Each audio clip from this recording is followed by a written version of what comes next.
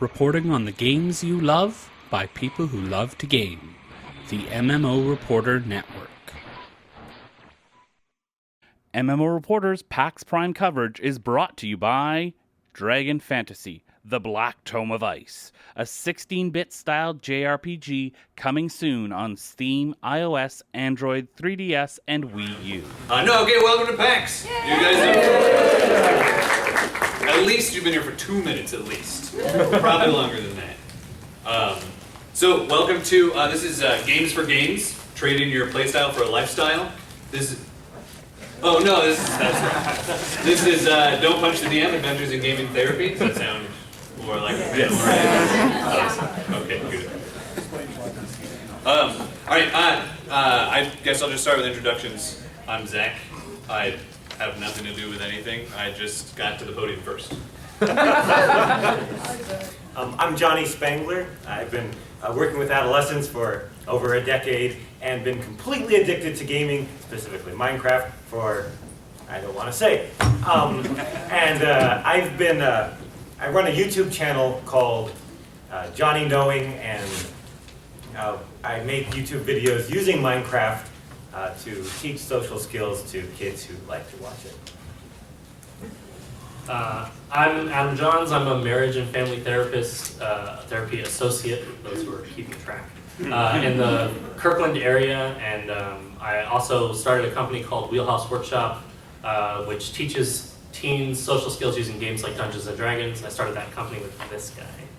My name is also Adam. I'm Adam Davis. I have done a lot of drama therapy work. I'm a freelance drama therapist. I've worked in and around the schools.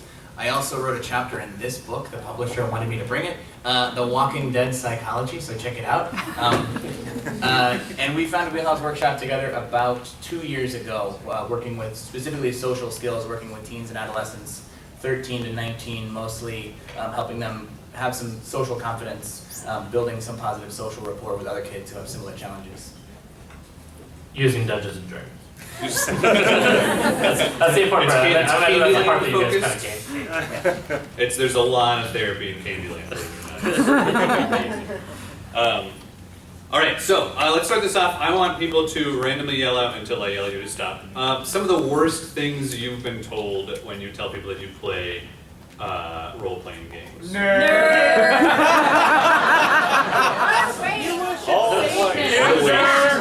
Devil worshiper. Devil worshiper.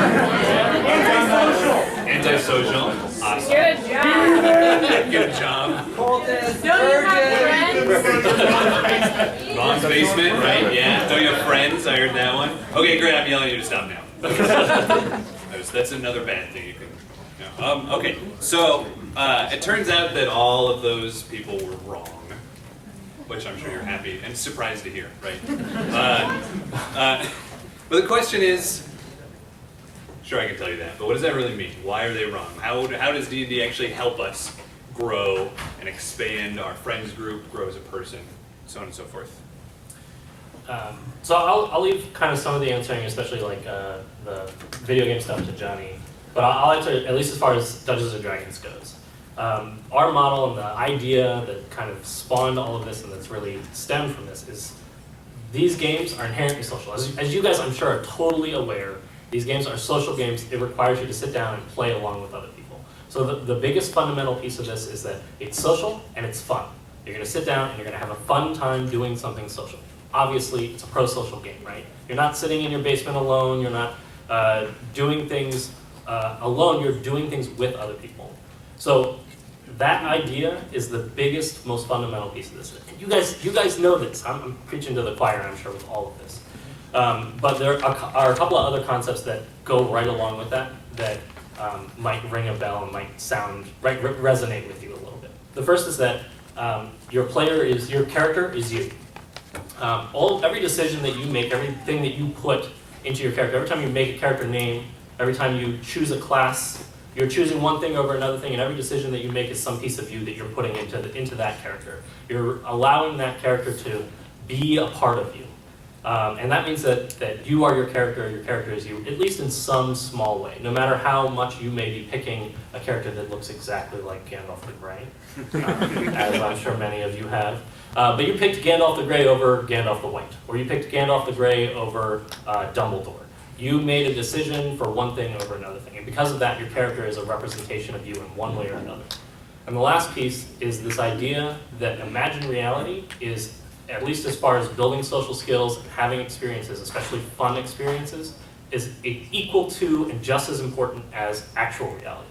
If I have an experience in the game, that is just as salient an experience as an actual thing that I have experienced in real life. So since my character has experienced something in a game, and we know that it's just as important as the actual reality of experiencing something, and I am my character, and the whole experience itself is social and positive, we know that the experience, that this type of thing, playing these games, is a positive experience. We know that it's good for us.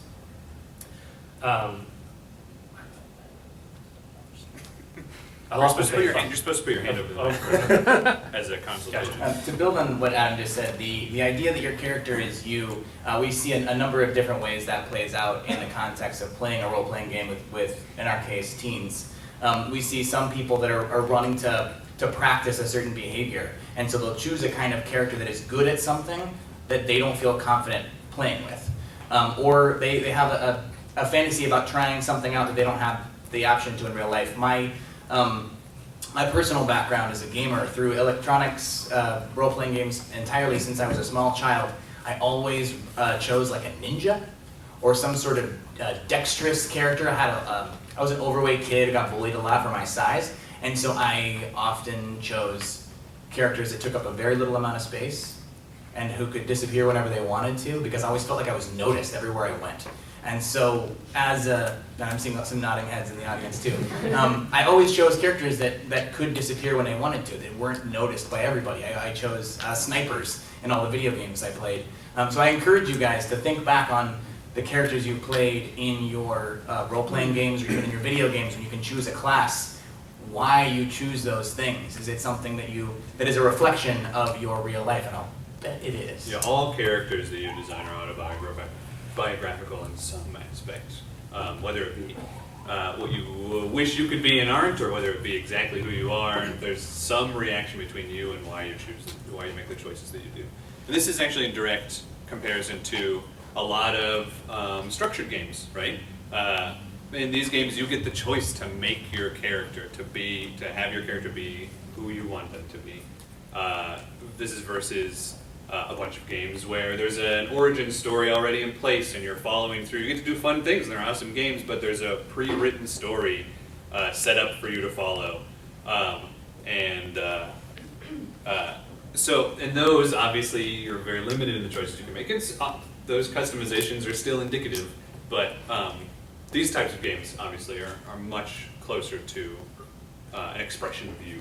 And every choice you make, either in the character creation process or as you play your character, are all reflections of you because you're the one making those choices. Whether it's from a set list of things to choose from or an open sandbox world, any of those things are still reflections of something going on in the background. Whether or not you love Frodo, you want to play like Frodo, there's a reason why Frodo is meaningful to you. And those are interesting things for you to think about and reflect on. So we have all therapy nerds, psychology nerds, and gaming nerds. And the thing that is really, I know for myself, and I believe I speak for all of us, that has drawn us to this work is that in gaming, there is expression of truth. You pick something that really speaks to yourself. I'm a huge Minecraft person. I just love it, and it's because I can make things that other people can explore that are an expression of myself. I can say, look at this, I built it, and now come on inside and be impressed. Like, see me. Please give me something so that I know that you at least understand another piece of me. And we have found that games are amazing at letting, in our case, adolescents, but I'm sure all of you have had this, let somebody see a piece of you that isn't normally apparent.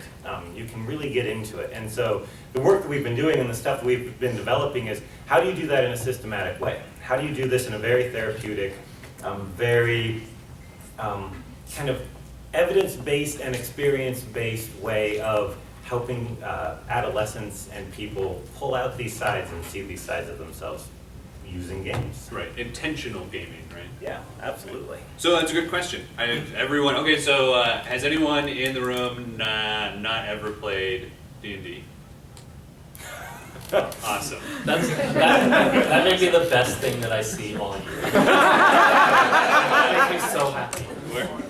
You don't know, you can cry on stage. I'm seriously considering it. Okay. Has anyone here not played Minecraft? Okay, a few more. We'll get you. Don't worry. You will be assimilated. So as most / all of you have experienced, these are games that you've played probably for at least one session and probably more likely years and years of stories, of experiences. You're playing a game. It's an incredible experience. You've got this history behind you of all of these things that have happened. These three up here do it intentionally. They intentionally guide those experiences. But my question is, what does that mean? Why? How is what you do any different than what's done at home around the dinner table, or in our awesome gaming basement, which I really wish I had.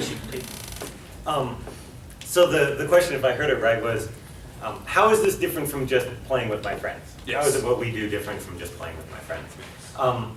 And that goes back to what I was saying earlier. There is the growth that can happen spontaneously out of play all the time.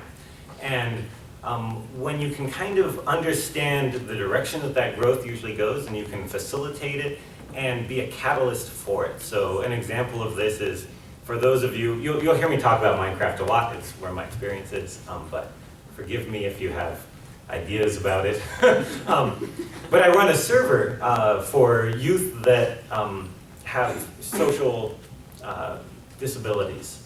And so they come on this, and so we do group builds, and we have briefing and people blowing up each other's stuff, and then we're working that out. And while that happens naturally on servers, usually it ends up in fights. Because of the work that I've done with these kids individually, we can start pulling out these little pieces of themselves. So a great example of this, all of these kids on the server I work with outside of the game as well. But there's one student in particular. He never turned in his homework because he was afraid of it not being perfect. So if the homework wasn't perfect, he didn't want to turn it in, and he was always afraid it wasn't perfect. So he's this. That's why I didn't turn in my homework. Exactly. That's why I didn't turn in my homework. It wasn't perfect.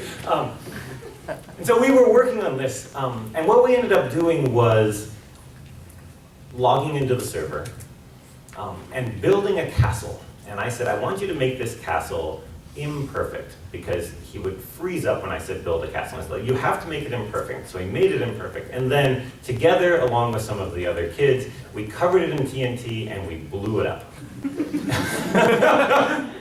And that gave us a shared language between he and I. When he talked about not wanting to do the homework, I'm like, is this because it's an imperfect castle? And he goes, yes. And I said, so why don't you just turn it in and then we can blow it up? And so that's kind of an example of me seeing something in him that no one else really got, and then helping him work through it using a game that he absolutely loved. Absolutely loved this game, and so that helped him kind of extrapolate it out into his real life. Public service announcement, don't actually blow up homework. We're not responsible for your actions. I hope that's on video somewhere. Or castles, actually. Yeah. That'd be great. That's a positive thing. That piece, the intentional piece, is the biggest part of what we do, just as far as being really intentional for what is it that we're trying to work on. So setting up those opportunities to have specific skills that we're working on, or specific things that we're trying to address, or specific situations that we're trying to do, are the perfect times to be able to express that out through the game. and it gives you the opportunity to have some distance from it. It gives you the opportunity to approach things that would be really challenging for you without having to actually be in that situation. And it gives us, as the controllers of that game, the opportunity to give success. We know we can give them success just by seeing them try at it. So a good example that we often use is just a general kid who's shy, who's really having a hard time speaking up. We sometimes get kids in our groups that don't say anything at all. Like getting them to say anything is a huge success for them. So we might put them in a situation where they suddenly have to give a speech to an entire army to rally them against the invading army that is coming to them. And for this kid, right, he's sitting at a table, he's playing Dungeons and Dragons, but he's imagining himself as the dwarf character that he is, standing in front of this army of people and having to give some type of rallying speech for them. And when he goes, "Come on guys, you can do it," I get the opportunity as the dungeon master to go, "They erupt and cheer and they love it and they're hugely motivated for it." Because for him, just that was huge. That was huge. That was a giant leap for him forward. This is the most words he's said in multiple sessions, Yeah. all in a row. And for him to be successful at that, for him to see the success in that, that's a rewarding experience. That's the experience that he's going to go home with, and that he's going to remember that time that he was able to rally all those troops together. And that's where like the foundation of, we're going to create that. We're going to create those situations, and we're going to create that opportunity to be very intentional, to be to take this and make it what we want it to be for this kid, for that specific purpose. And we use the language of a lot of our players have lagging social skills. It's not that they necessarily have any sort of deficiency, they're just behind. And in order to acquire social skills, like any skill, you have to have experience, and you have to have practice, and you have to be rewarded. You have to feel something positive to make you want to keep doing it. So we can very easily, within this game, provide those social rewards. This kid took a risk. He took a risk and put himself out there, and that was immensely rewarded within the game, but also his fellow players, because they're on the same team, also gave him a thumbs up, or they support what the risks this kid is taking, which to him are huge. So once we get an idea of the kinds of things that a player is working on, we talk to the parents, we have release of information forms, so we talk to the therapists, if they have a therapist in private practice as well. We will talk to them and figure out what the kinds of things they're working on, and then we'll plan in-game situations specifically targeted towards their real-world areas of growth. An example is one boy, we spoke to his parents, and his teachers had told us that his body language was interfering with his ability to make friends. He would sit at the gaming table with his knees pulled up. And Okay, don't just actually do it. I'm not- I Do it. can't. I'm not. Adam, do it. Every time I There tried you to go. do this at I believe Emerald it. City, and I couldn't do it. Like this. There you go. Nice. I was taking your wrist right there, so The last time you tried to do that, the table almost fell. Yeah. This was much more successful. Practice. Yeah, practice, right. So this boy came to our group, and he didn't know that his body language was interfering with his ability to make friends. And at a more traditional social skills group, that would have been direct instruction, here's how body language affects other people. Right. We don't- Hey, John, your body language really affects the way that you make friends. It's not very effective, is it? And no one responds well to that kind of direct. Right, and we get a lot of people who don't like going to therapy. By the time they come to our groups, they're tired of being in therapy. They don't want to sit down and have somebody tell them that they have problems. They want to have a good time. And so in our game, we let them play Dungeons and Dragons. And in this particular case, this player, when we gave him the option to choose his character, first of all, he chose a dwarf barbarian, which right there is an indication that this is a player who wants to work on this. He already knows somehow that he's projecting his latent desire onto this character. The character that had the original backstory for this dwarf barbarian, where he was a somber soldier who felt guilty for letting his prince die or something. He abandoned that entirely and made his character this bumbling, stupid dwarf who got in all kinds of trouble. And as a game master, I set up the situation where they had to infiltrate a fancy dinner party, to find out some intrigue around the political situation in this town. And so in order to infiltrate this dinner party, they had to have their characters that they're role-playing pretend to be royalty. So there's 3 layers of role-playing going on, where this is a socially challenged teenager pretending to be a dwarf barbarian who's pretending to be a king. So at the game table, I had everybody sit at the table like their characters were sitting. And so this boy who was sitting just like Adam was, sits with his elbows out, his legs really wide, and he starts banging on the table. And because all the NPCs, the non-player characters, are played by me, a drama therapist, I can choose their responses as well as I want to. And so because his character that he was pretending to be a king, all these sycophantic people who were there at the table noticed everything that he did, and they wanted to be like him because they thought he was the king that they needed to act like. So these other people at the table were like, oh.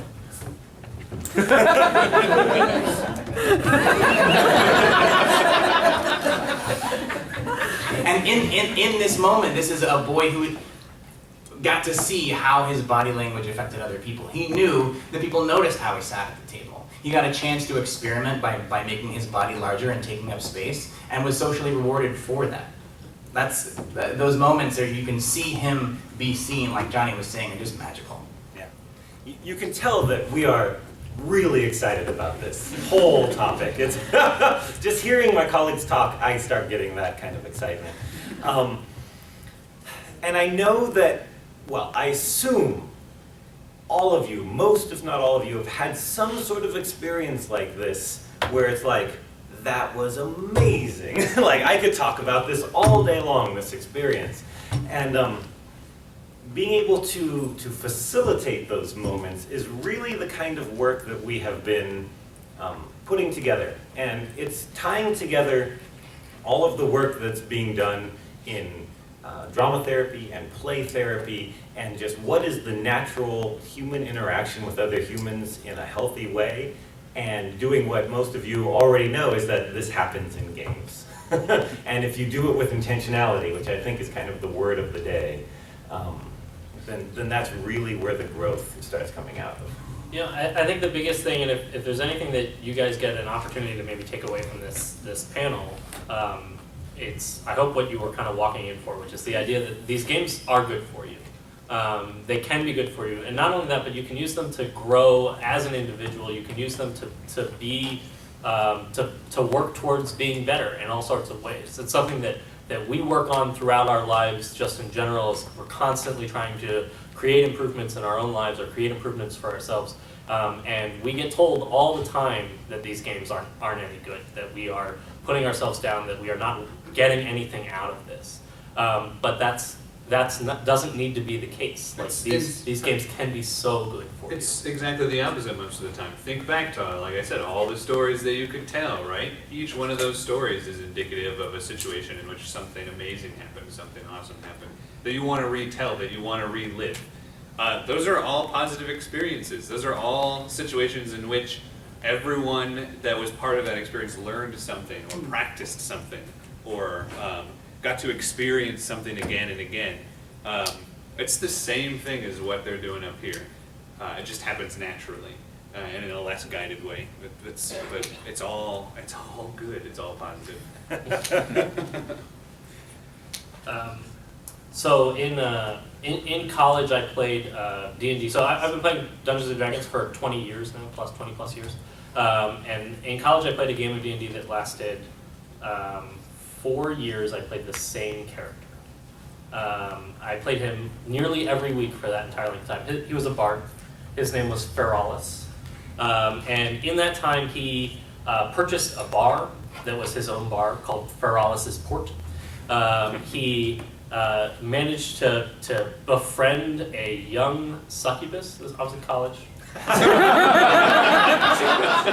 she just worked at the bar, guys. She just served drinks. That's it. And he also managed to build up this ridiculous repertoire of random assorted objects that I had picked up from various games.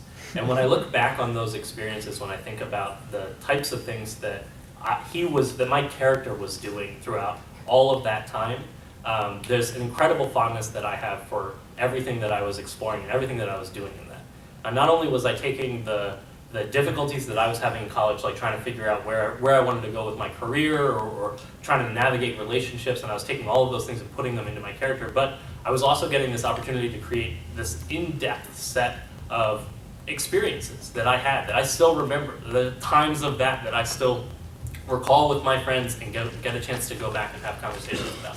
Those experiences are real, those experiences that made us closer as friends and that brought us together. And they're just as important as going and playing Frisbee in the park at night in college. All of those experiences can travel with you much in the same way. And as you play, realize that all the stuff that we're doing up here as a job, you can be intentional in your own gaming. And in fact, a lot of you probably already are. You already, as a DM, take into account, what strengths each player has, what strengths each character has.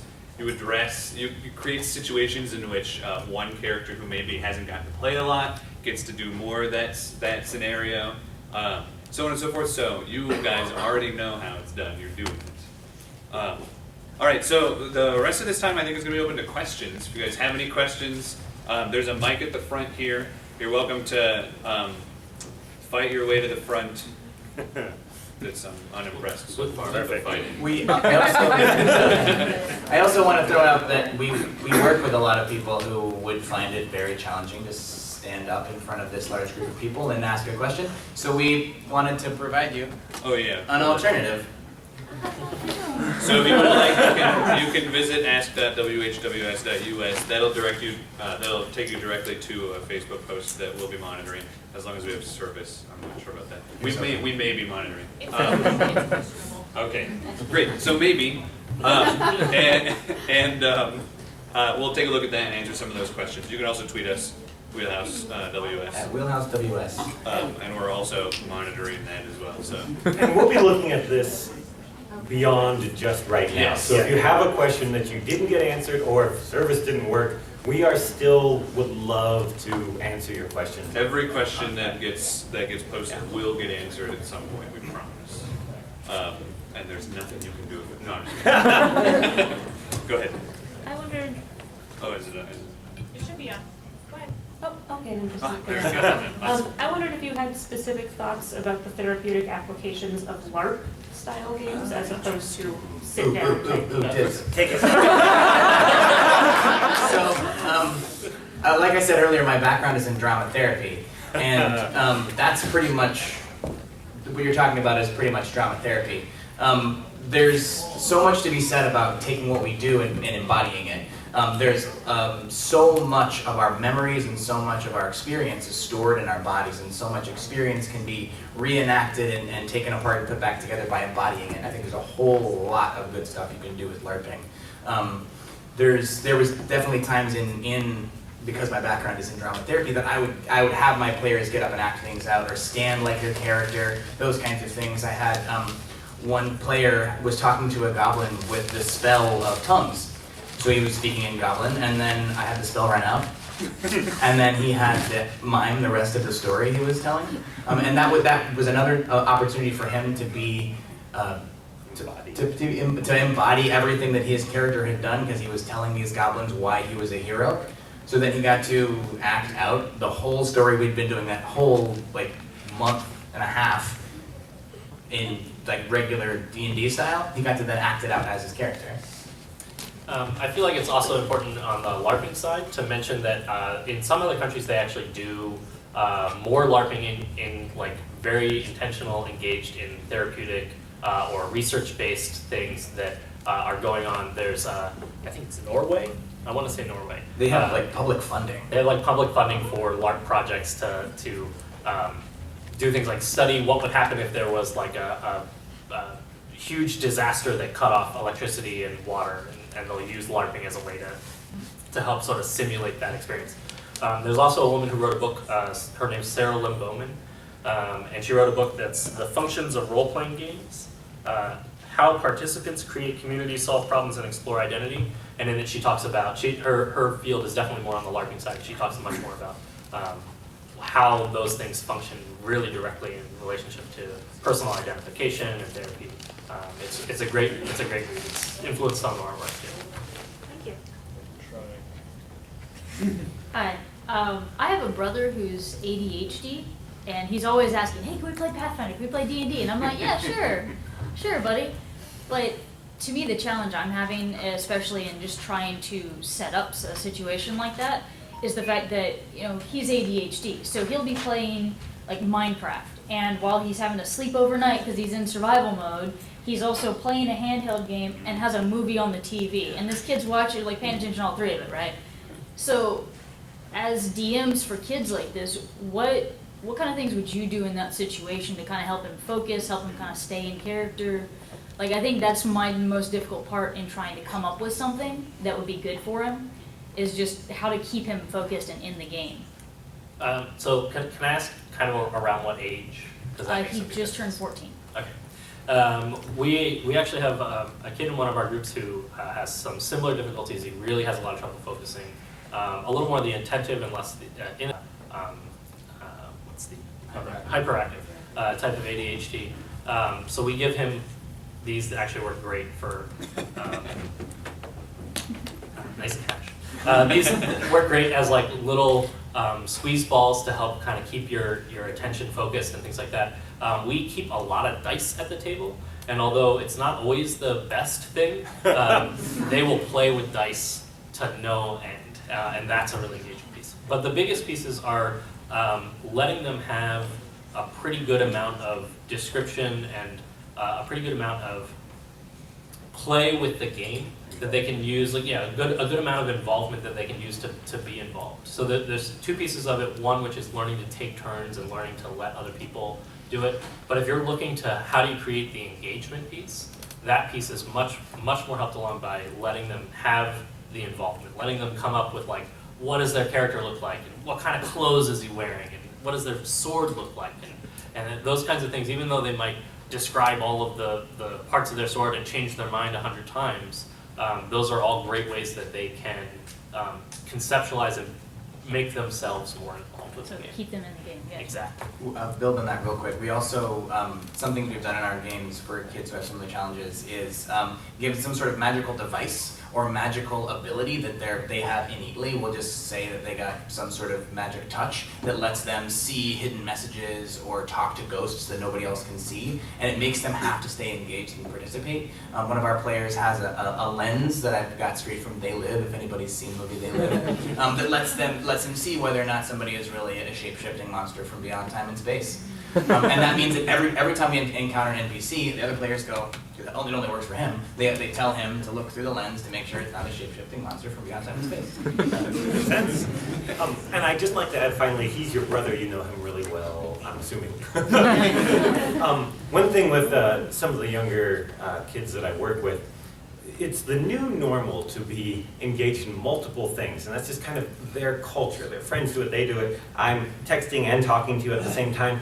And what I realized is that he was still listening 100%, so I told him, when it's just us, you can do as many things as you want, just as long as I still know that you're paying attention. When you're with other people, you have to pay, and by giving him permission to do that, he actually started putting other things away, and just because I acknowledged that he was having a different experience than me, and I gave him permission to do it, and that just kind of, brought us into the same place. Well, thank you. Yeah.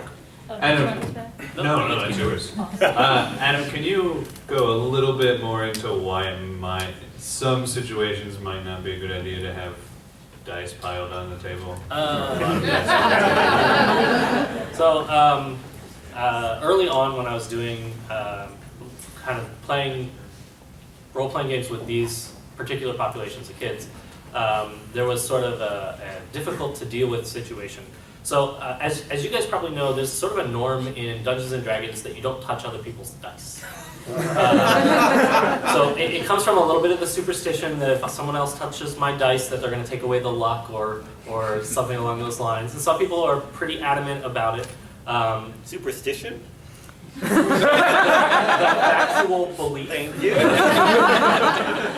Thank you. And so I had, I often play with a big mix of people, and one particular occasion I had one player who was playing a wizard who was very, very experienced. He played for years and years. He was playing a character that was totally broken. He was way OP. He'd like gone through and figured out every number, every single thing that he needed to do to make this character super powerful. Well, and then, he was a wizard. He was actually he was like 2 levels of sorcerer, and if I want to actually break it down, I think he had a couple levels of like a spell blade or something like that in there. Ridiculous. He was very powerful.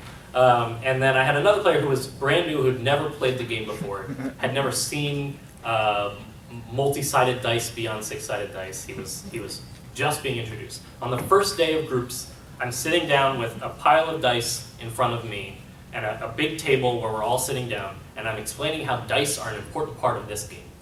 And as soon as the kid who's brand new to the group was playing a thief, by the way, as soon as my thief, not foreshadowing. yeah. As soon as he hears that dice are an important part of the game, he looks over and he sees my experienced wizard player who is sitting there with a huge bag of his own dice.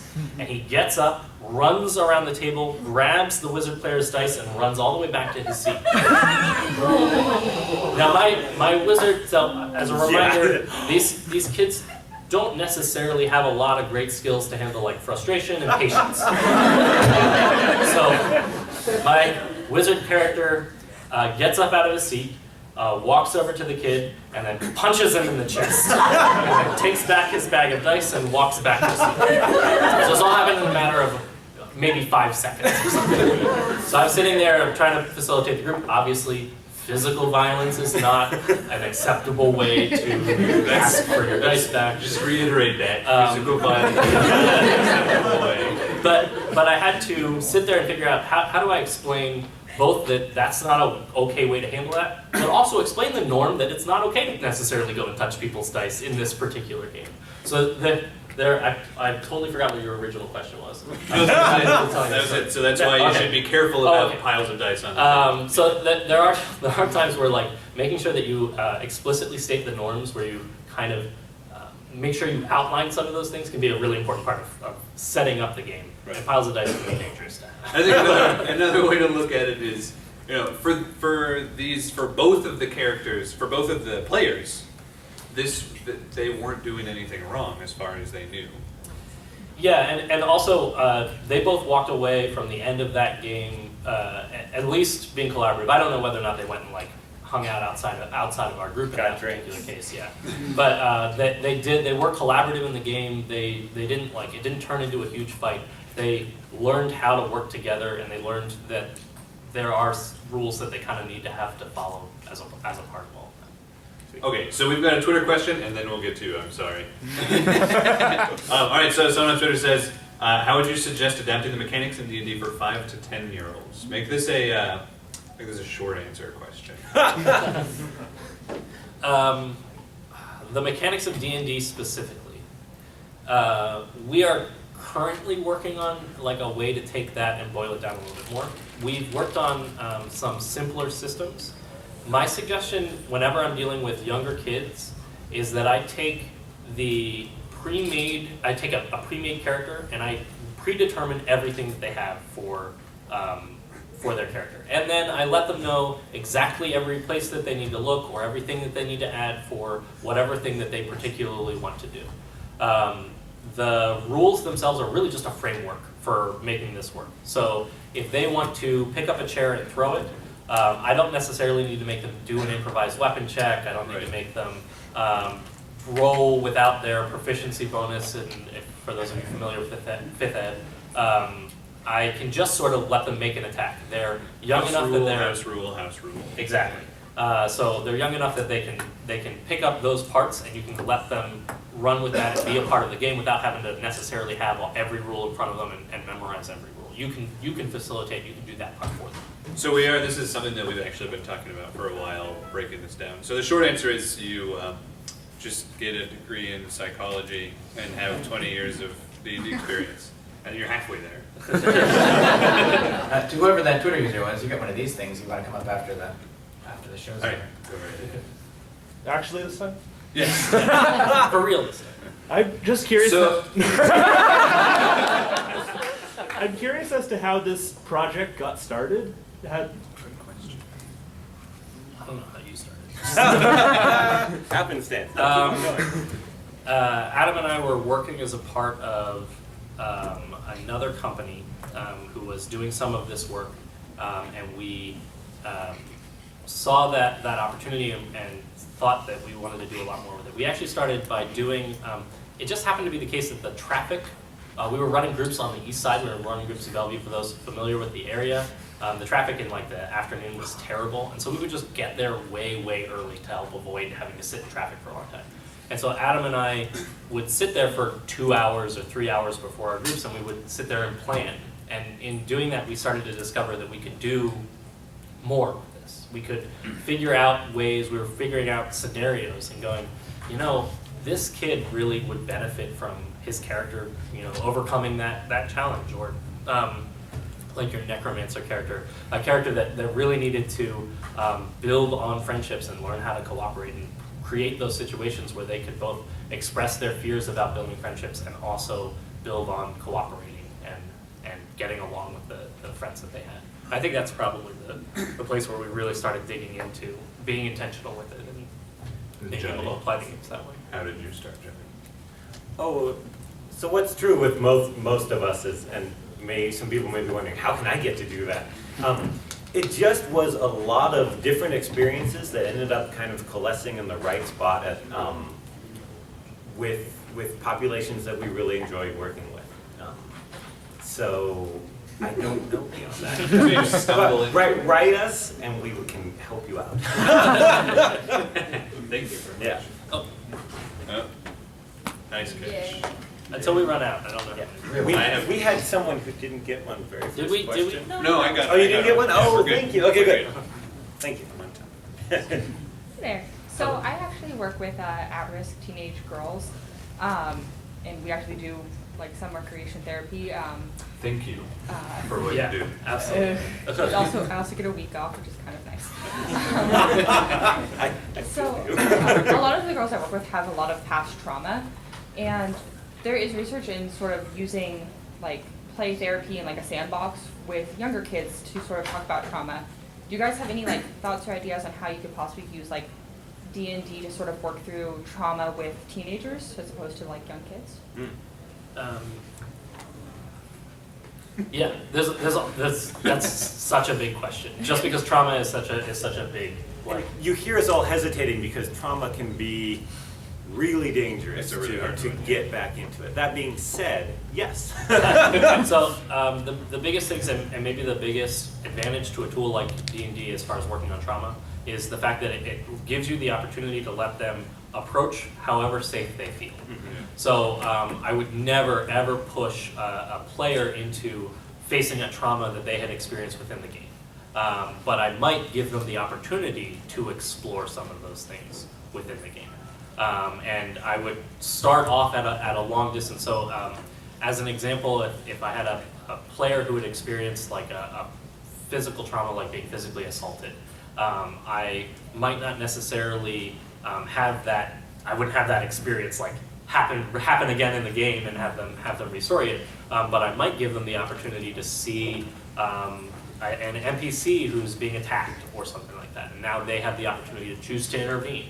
And on another occasion, I might give them the opportunity to then see a person who looks like the person who had physically assaulted them, but with no actual assaulting. So I would like slowly scaffold down and give them more and more opportunities to choose at their own risk whether or not they want to engage in that way.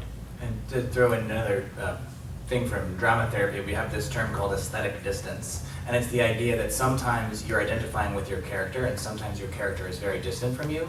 And I would say that there's a lot to be said in a situation like that to talk about the character and not say you're in this situation where this is happening to you, but your character is in some sort of situation. And then the character as a player is enrolled in the ability to give advice to their character, to which I don't want to tell you what to do because I don't know who you're working with, but there are opportunities to give people an opportunity to claim their wisdom. And I think that's an opportunity there. You don't want to ever put somebody in the position where they need to regret that they didn't know that at the time, and that's really the risk that you're playing when you're playing with trauma like that. I would say, I don't know. I'm gonna let. I don't know. That's in the really end, messy. I think that we're come up afterwards. We would love to talk with you more about this. Actually, absolutely. And I think Trauma was really interesting. The short answer is like basically what's happened here is we've taken theories that we've learned about, right, that we've talked with, and maybe even training that we've had and applied it. Figured out how can we apply that within the structure of D&D or Minecraft. And so I'm sure you got training, and I'm sure that you have somewhat anyway. And so you probably have heard of theories, or you have ideas about what works and what doesn't work. And this is another tool in which you can kind of apply those in a different way. So kind of just tuck them inside the game, and that turns out that's extremely effective sometimes in kind of that single separation, as Adam was saying. I wish his name was Adam, because then I could just say as Adam was saying. I'm honorary Adam. That's what we but yes, talk with us afterwards, for sure. Thank you very much. Nice. All right, what's up? Wanted to know with the with the social skills that you work on in both the groups and in Minecraft. I guess this is maybe more specifically tailored toward the Minecraft type intervention. How do you help the individual kind of generalize those skills outside of that setting? That is the $6,400 question. He's just kidding. We don't have $6,400. Yeah. So we have like 20 of these. It's a really good question. That's because this is the big challenge. When you have mastered a skill in the therapeutic or the gaming situation, how can you then apply it? What I have found personally that works is to backload it first. What is it that they are? So I'm not saying in the game, hey everyone, let's build this thing, and then afterwards, look, we built this thing, now let's go into the real world and build it. I start in the real world and I say, we're having trouble building this thing, let's practice in Minecraft where we're good at it. We've got our skills. And so then they're already thinking about the outside thing while they're building it in this realm that they have the skills. So I kind of couch it ahead of time, really front load it ahead of time. We are going to go somewhere where we're all really good at it. we know the commands and we know how to play around with creative mode, and we're going to build this and then see what happens. And then afterwards I can debrief on this is what happened, this is what we got. Does that help? Yeah. Kind of? Yeah. And then also for the So I'll add that in an ideal world, we're working alongside of, our groups are not meant to be a replacement for therapy, and we're working alongside of therapists who can then use the information that they're getting from connecting with us or connecting with their client, who is also our client, and then being able to take that and apply it outside of the groups. I would love to see more therapists who are specializing in geeks and gamers who have knowledge about D&D, so that when I have our shy kid who then has that experience as Gragnold, and he comes into therapy and he talks about oh, that was so much fun, I had a really good time, then the therapist can go, yeah, you did have a really great time and you were so successful, and you noticed these things. You noticed that when you acted this way, it was really successful in this situation. Let's see if we can figure out how to take that and then apply it further into other stuff. We do see kids taking what they're learning in our groups and applying them outward, but it could definitely use that extra boost. One of our favorite questions to ask is, what advice would you give your character, and what advice would your character give you? And there's a lot of really interesting things that happen. Oh man. So yeah, that covers it. Okay. Thank you. All right. We've got about 10 minutes left, so I'm going to go lightning round. So it's lightning round time. So ask your question and we'll speed answer. Go. Sure. My question is really similar to the last two, so I'm going to ask the same question I was going to ask originally and then change it at the end. So That's a trick question. So the purpose of teaching and education usually is kind of what people were saying, right?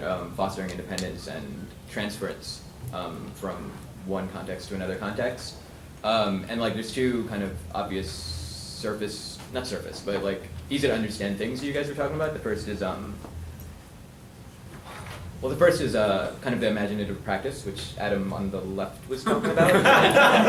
Their left, not our left. Stage center. So there's the imaginative practice part, and then the other part is the kind of real part where you're in a low stakes social situation with other people and you're like building your confidence. So I was gonna ask, besides like a really didactic one where you're just saying like, hey, now that you've done this, you can transfer it this way, but you kind of just answered that. So my alternate question is when somebody fails, when a teenager, kid or whatever fails in their attempt to transfer something, and they probably have low confidence, right? When that confidence is degraded and hurt, what strategies and coping strategies do you think are effective in helping them kind of recover from those losses and rebuild? I have a sentence to add this, and then I'll let you guys add. It's a really easy question. Yeah. for me, the experience doesn't create the like, now let's go replicate this. It creates a shared language. So let's blow up the castle. And then we've already established that it's difficult to blow up the castle, but we're going to try to blow up the castle. If that makes sense.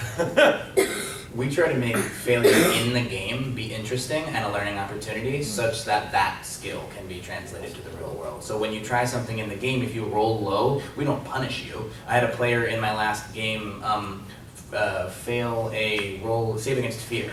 And instead of giving this player a penalty, I had the character jump on the back of another character, and then they had to talk her down so she wouldn't like knock the torch out of her hand or something. It was an opportunity to explore. Every time we fail, we're actually learning something. We have an opportunity to do something cool in the game so that the tolerance for failure increases.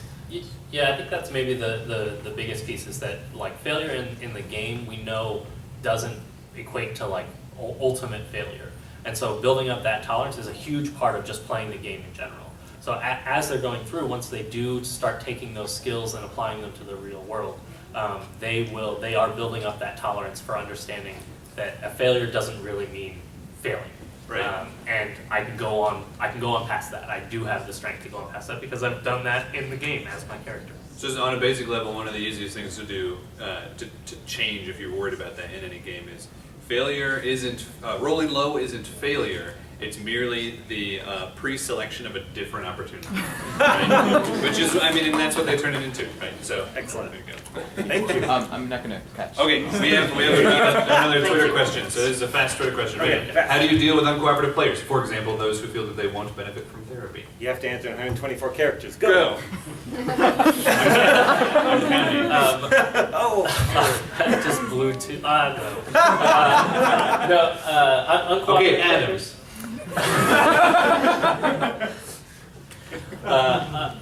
If there are characters, so the biggest thing is we're playing a game.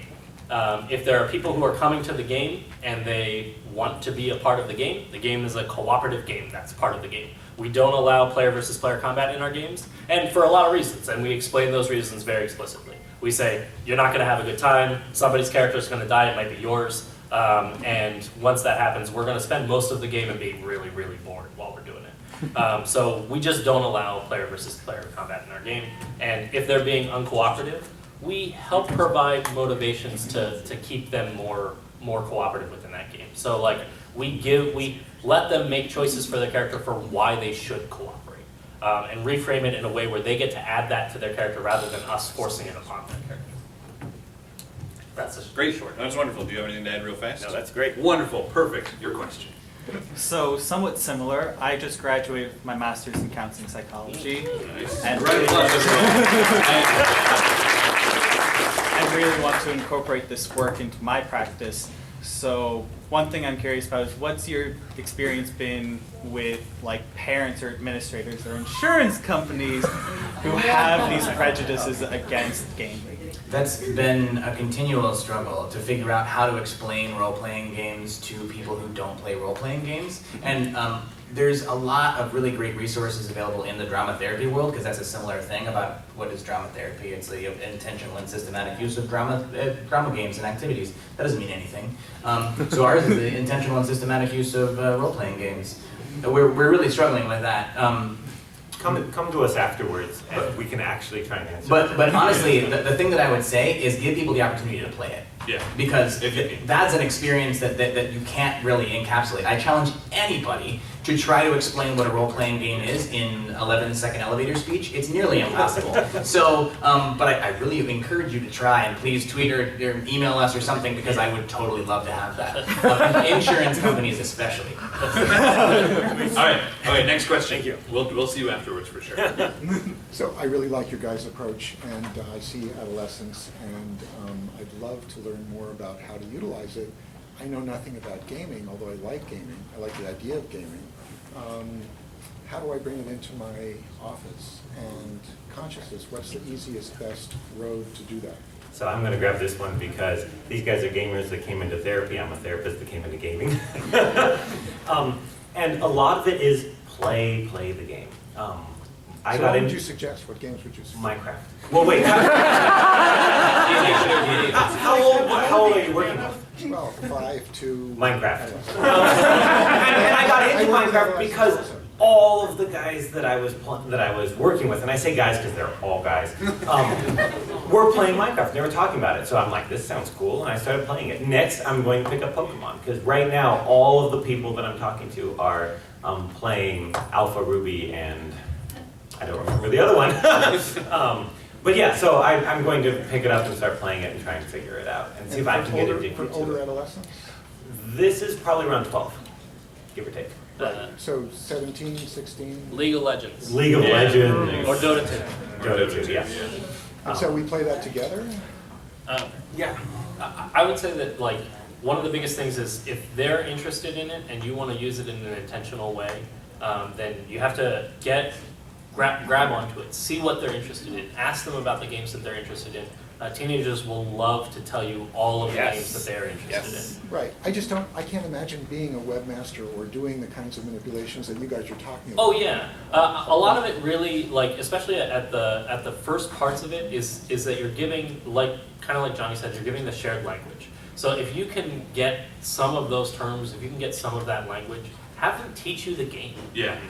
That's a great way to get started. I have a therapist in my office who's learning League of Legends specifically because she's got a client who's playing League of Legends. And she doesn't know anything about the game, but she's learning that there are different classes in the game, and she's using that as a way to help create a parallel to the idea of, like, how do you handle trauma? Because sometimes you need to be aggressive, and sometimes you need to be like your AD carry and move through the game, through the trauma that way by, like, being aggressive for the things around you, and sometimes you have to be more defensive, and you have to be the support character for yourself and do the things to hold back. Yeah. Or talk about the people in your life that play those roles. So if you can get them talking about the game, then you can draw the parallels for them. So if they can teach you, that's the best place to be. That's the takeaway. Yeah. Get them to These are teach you. really good questions, and you guys are terrible at answering in life. No, they're great.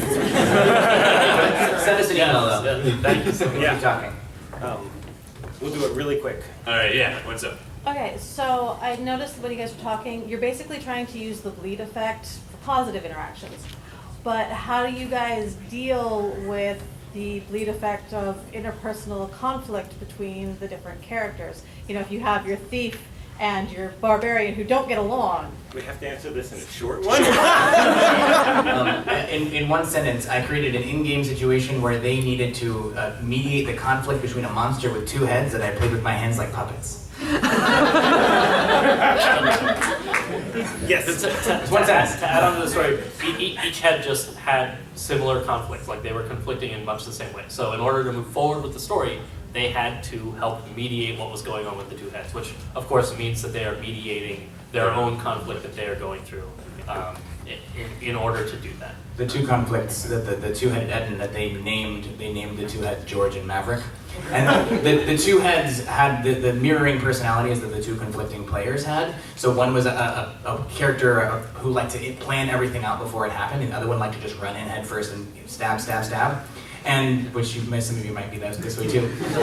But before this Etten would come help them sack the castle, they had to the hot-headed improviser had to tell the head that sometimes he has to slow down and listen to the other guy, because he was giving this head of the Etten advice because he wanted something out of him, but it still gave him the opportunity to use the language and know the correct answer. So that's the beauty of D&D and Minecraft is that this is exactly why it works so perfectly. Is that some of the best situations are when you have characters that are interacting, because that's more and more practice, right? Thank you. We're We're over 1 minute, but I want to hear your question. I know. Yes. Oh my God, what was my question? Sorry. What things like PvP do you avoid when it comes to games? All of it. What other things? So because we're out of time, the really quick question is, everything that is done that might interact with two characters in what could be a negative way, I preface ahead of time and really set up the strong ground rules ahead of time. Like, this is why we're doing it. Cool. Yeah, thank you. Yeah. Thank you all so much. Thank you.